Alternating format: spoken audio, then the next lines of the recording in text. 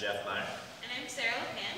And this is a recap video for our second class for Penguin Swing 2013 for an Begintermediate Lindy Hop. In this class, we talked about some standard Lindy Hop movements that we felt that you guys should have seen, been comfortable with, and put in your toolkit for social dancing.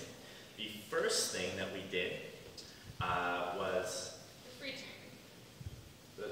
You want to do the free turn first? Oh, okay. So the first thing we did was Sorry, we did a different one first. You go ahead.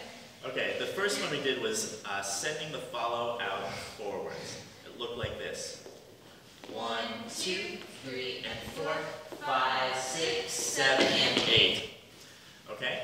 And so this movement is sort of like the swing out that we've just been working in class 1, but leads, instead of bringing the follow with you on count 5 when you're turning away, right here, instead you give her a very linear direction, 5, sending her straight down that way, and you, for some additional technique here, you just bring that hand down so that the hand is not left up here.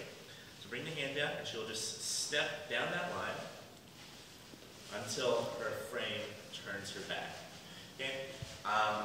So this is a really valuable movement for leads to know, again, how to lead, and also for follows to know the difference between being sent out backward and forward. And just like whether or not you should rock step on one versus coming in on one follows, you shouldn't assume that you're doing a specific version of the swing out. You're just dancing and following the energy and direction in the pattern. Okay? So from there, we then went on to the leads underarm turn, which looked like this. 7, 8, 1, 2, 3, and 4, 5, 6, 7, and 8. So just like the send the follow out forwards, we send her out forward again, but instead of just trying to face her, we lift our arm up and turn under leads. Make sure that you lift the arm up to a height that's comfortable for the follows and not for yourself. So you need to duck as you go through. And then we gave you a variation on this, the Frankie double rock step. Looks like this. 5, 6, 7, 8. 1, 2, 3, and 4. 5, 6, 7, and 8. 1, 2, 3, and 4. 5, 6, 7, and 8. So notice the change in rhythm leads. It's rock, step, and then leads, you kick. You bring your momentum on one in this direction. Your connection stops you, turns you around 2, 3, and 4. We want to emphasize that this is a connection movement. We're using our partners, right? So it's not a solo movement done next to our partner, and so we should bring in the same sort of notions of creating tension in our connection by moving our own bodies relative to each other that we talked about in class 1 here.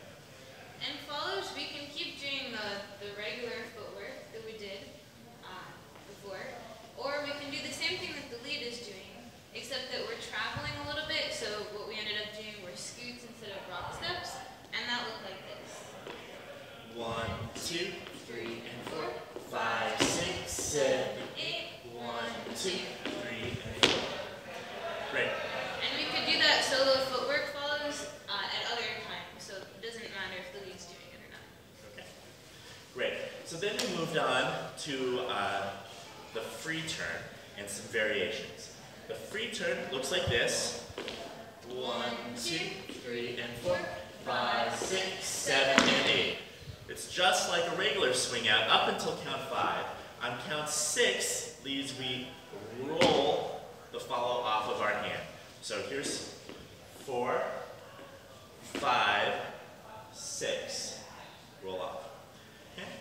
And follows when we're turning in general, and here in particular, we want to have our arms available so the lead can catch us. Great. So then we gave you guys a variation, the weed turn, which looks like this. 5, 6, 7, 8. 1, 2, 3, and 4. 5, 6, 7, and 8. 1.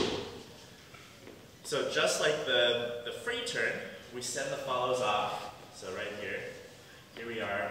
Let's say here's 4, 5, 6 is the roll off, 7 and 8.